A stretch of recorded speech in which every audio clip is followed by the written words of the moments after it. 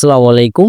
আমরা সবাই জানি যে সুদ খাওয়া, ঘুষ খাওয়া, চুরি করা, রাহাজানি করা, ডাকাতি করা, অন্যায়ভাবে অন্যের সম্পত্তি দখল করা এগুলো সব হচ্ছে হারাম বা এগুলো হচ্ছে গুনাহের কাজ।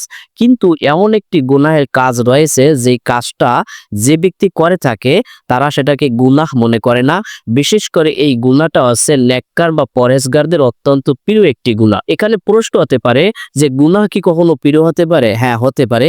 এই একটিমাত্র গুনাহই রয়েছে যে গুনাহটা হচ্ছে প্রিয় এবং এই গুনাহটাকে গুনাহ মনে করে করা হয় না।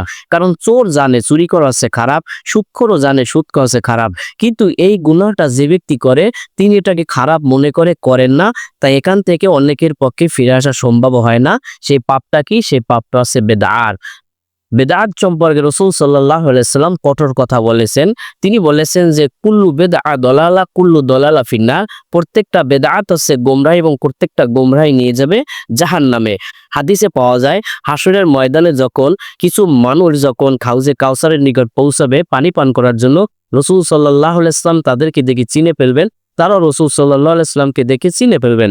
রাসূল সাল্লাল্লাহু আলাইহি সাল্লাম যখন তাদেরকে পানি পান করাতে যাবেন তখন ফেরেশতারা বাধা দিবেন। তখন রাসূল সাল্লাল্লাহু আলাইহি ওয়াসাল্লাম বলবেন যে, "কেন বাধা দিচ্ছ? এরা তো আমার উম্মত।" তখন ফেরেশতারা বলবে যে, "ইয়া রাসূলুল্লাহ, আপনি জানেন না এই লোকগুলো আপনার ইন্তেকালের পরে তারা বেদআত করেছিল।"